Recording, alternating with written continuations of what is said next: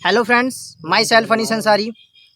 Education education आज की date में एक ऐसा धंधा बना दिया है लोगों ने कि एक वक्त था जब एजुकेशन को शिक्षा मतलब एक दुनिया का महत्वपूर्ण चीज मानी जाती थी। आज भी मानी जाती है, लेकिन चंद लोभी लोगों ने, चंद बिजनेसमैन लोगों ने इस चीज को बिजनेस के तरीके से देखते हैं। उनके लिए मायने नहीं रखता किस बच्चे ने क्या करा, किस बच्चे ने मेहनत करी, किसने क्या करा। उन्हें सिर्फ अपने पैसों से मतलब होता है। आप सब ने देखा होगा, अभी हाल ही में नीट का रिजल्ट आया था।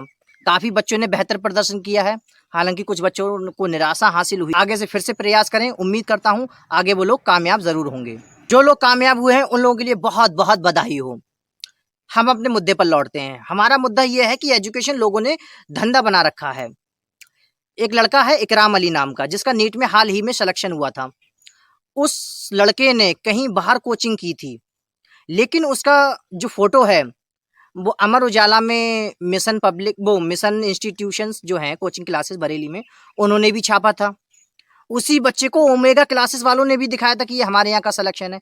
भाई, आप अपनी पॉपुलैरिटी के लिए किसी बच्चे को मोहरा क्यों बना रहे हो? वो बच्चा जो अपनी मेहनत से पास हुआ है, जिन हो सकता है, मुझे ये भी शक है कि उसने आपके यहाँ से कोचिंग ना ली गई हो, वो कहीं बाहर पढ़ के आया हो, या हो सकता है वो कानपुर या कोटा जैसे अच्छे इंस्टीट्यूट से पढ़ के आया हो।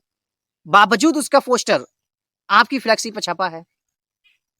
इसका मतलब यह है कि आप गरीब बच्चों को, नादान बच्चों को ये दिखाना चाहते हो कि हमारे यहाँ से इतने बच्चे सेलेक्ट हुए हैं। वो बच्चे बिना सोचे समझे आपके यहाँ एडमिशन ले लेंगे कोचिंग के लिए। एक गरीब मजदूर बाप इतनी मेहनत से पैसा जोड़कर अपने बच्चों के लिए इंस्टीट्यूट भेजता है, कोचिंग करने के लिए भेजता है, एमबीबीएस की सीट लेने के लिए।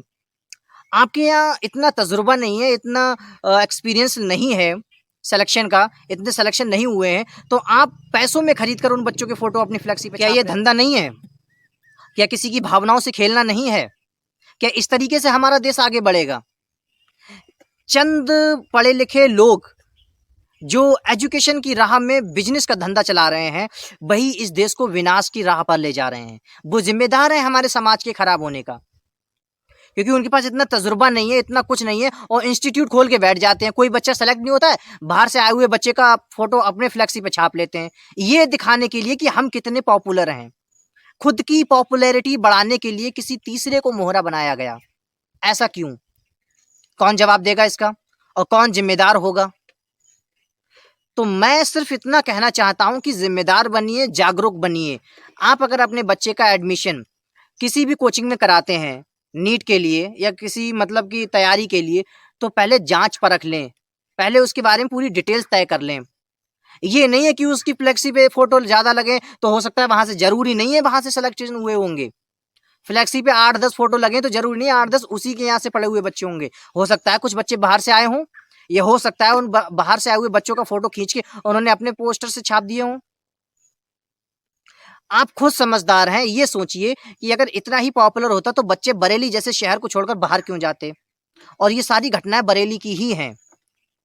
मैं अपनी वीडियो के माध्यम से सिर्फ इतना कहना चाहता हूं कि यार, पढ़ाई को धंधा मत बनाओ। पता है क्या है कि आप जैसे पढ़े लिखे लोग ही जब पढ़ाई को धंधा बना लोगे तो फिर इस देश का कभी उद्धार नहीं हो पाएगा। बात आती है फीस की। खान सर ने बहुत अच्छी बात कही थी, मुझे उनकी बात आज भी याद है। फीस जो है विदेशी लोगों के चोचले हैं, हमारे देश में उसे गुरु दक्षिणा कहा जाता है। वो गुरु दक्षिणा जो बच्चे को हर कीमत पर अदा करनी ही होती है, और आज उसी गुरु दक्षिणा की आड़ में लोग लाखों की गड्डियां लेते हैं।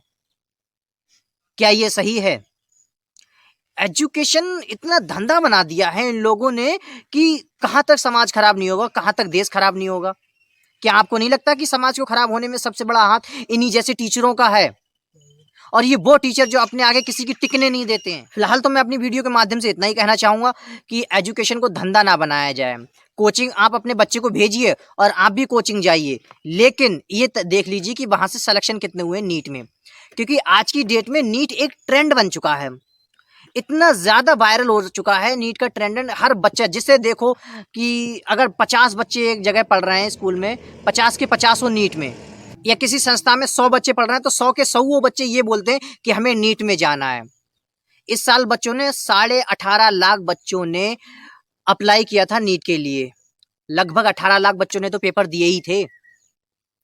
अब तुम सोचो 18 लाख बच्चे हैं, ये इतनी ज़्यादा संख्या बढ़ती जा रही है और ये संख्या हर साल कट ऑफ में इजाफा करती जा रही है। कट ऑफ ऊपर बढ़ जाती है इन्हीं बच्चों की वजह से। मैं चाहता हूँ आप अपने अंदर के टैलेंट को पहचानो, अपने रुचि के हिसाब से सब्जेक्ट चुनो, अपनी रुचि के हिसाब से डायरेक्शन चुनो। भेड़ बकरियों की तरह मत चलो कि आगे वाली बकरी जिधर मुड़ गई तो हम भी उधर मुड़ जाएंगे, वो एक खेत में घुस गई तो हम भी उसी खेत में घुस जाएंगे। अरे हो सकता है उस खेत में कीड़े मकोड़े लगे हों, ये दवाई लगी हो, वो खा के मर जाए, हम भी मर जाए। जागरूक बनिए, एहतियात बरतिए। अगर आपको मेरी ये वीडियो पसंद आई हो तो आप मेरी वीडियो को लाइक कर दीजिएगा, मेरे चैनल मॉडर्न ह्यूमन लाइफ को सब्सक्राइब कर दीजिएगा। और अगर आपको कुछ भी पसंद आया हो या लगा हो कि मैंने सही कहा है तो आप अपना सजेशन हमें कमेंट बॉक्स में ज़रूर बताएं। Thank you.